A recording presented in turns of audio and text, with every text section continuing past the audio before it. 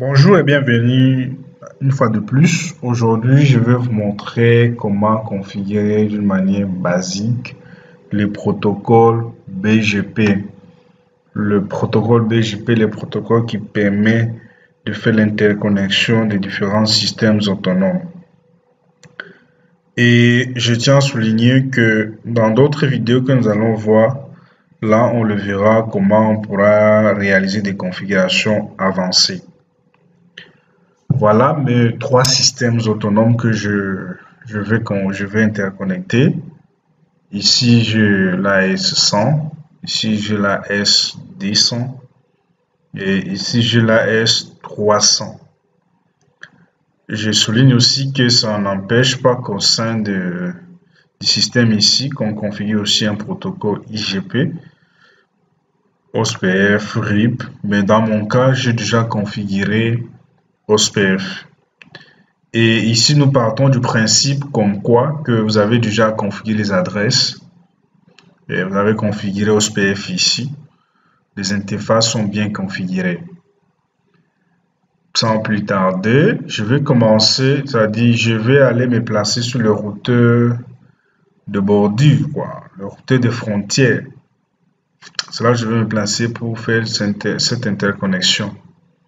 Je viens sur le premier routeur.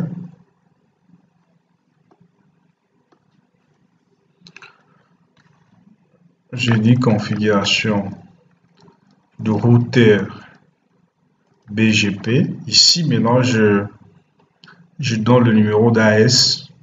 Je suis sur le routeur 1, c'est-à-dire, si vous êtes sur le routeur 1, vous devez donner le numéro d'AS du système où se situe le routeur, ce 300. Puis je valide. Je dis enable. Je donne maintenant l'adresse IP de l'interface ici. C'est 14.0.0.4 et je dis remote AS. Maintenant, je donne cette fois-ci les numéros d'AS où se situe le routeur en question. Ici, par exemple, dans notre cas, ici, c'est 100.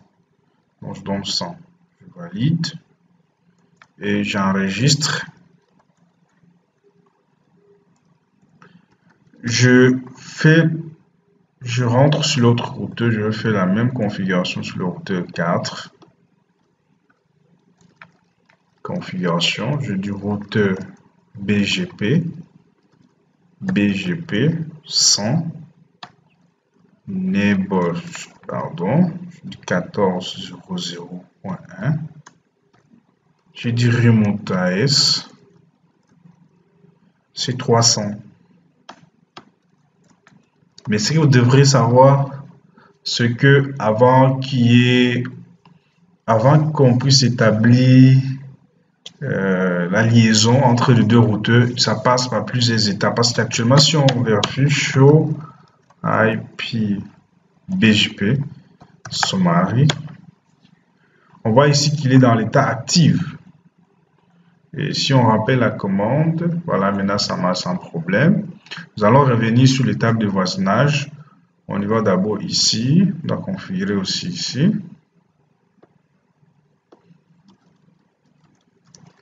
On dit configuration routeur BGP 300 enable, on dit c'est 35.0.5 remote AS c'est 200. D'accord. On revient maintenant sur le routeur 5.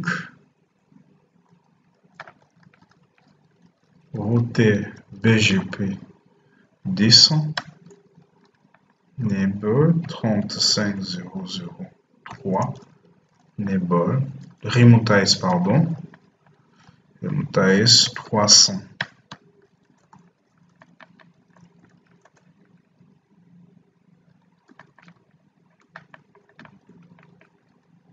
Et puis on fait choix IP BGP summary. Voilà.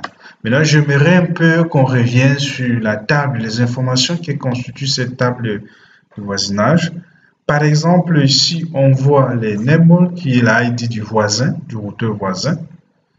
C'est ça, le 35.0.0.3. Le 3 ici, c'est pour dire que le routeur c'est 3, le routeur 3 ici. Et ici, c'est la version. Ici, on a la version 4. Et ici, c'est l'AS, l'autonomie système du routeur voisin. Il est dans l'AS 300, c'est ici. Ici, ce sont des nombres de messages reçus. Actuellement, on en a reçu 2. On en a reçu 2. Ici, c'est le nombre de messages envoyés. 2 aussi. Et ici, c'est la dernière version de la table de routage envoyée. Actuellement, il n'y a rien en comparaison avec la version locale, ici. Et ici, c'est le nombre de messages en file d'attente venant du voisin. Actuellement, il n'y a rien. Et ici, ce sont le message, le nombre de messages en file d'attente envoyés chez le voisin. On n'a rien envoyé actuellement. Et ici, c'est depuis combien de temps que la relation est up ici. On voit c'est combien, 0,5. Et ici, c'est le nombre de préfixes reçus par les voisins. Actuellement, on n'a rien reçu. Si on rappelle la commande, vous allez voir que ça va changer. Ça devient 1 minute et 50. 1 minute et 50. Ça, c'est la table des voisinages de BGP. Si on revient par exemple sur le routeur 1, on tape la même commande. Show IP BGP summary. On voit ici, Senable, c'est l'adresse du voisin, c'est-à-dire ID du voisin, version 4, la S du voisin. Ici, les messages, c'est 7. Et ici, c'est 7. Ici, quand même, on a vu que la table de version de la dernière version de la table de routage envoyée par les voisins, ça devient 1. Actuellement, on a vu que c'était 0.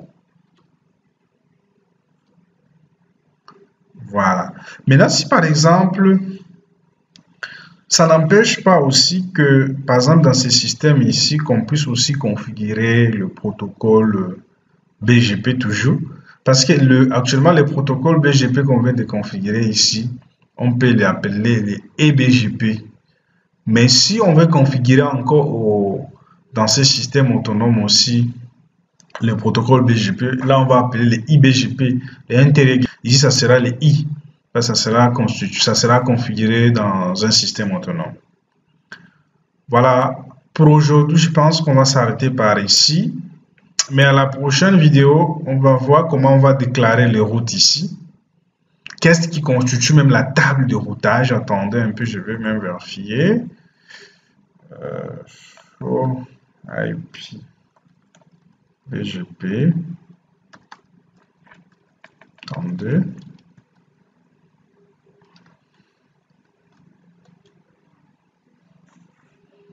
Attendez un peu. Show IP BGP. Attendez. Show IP route, je pense. On est sur le routeur.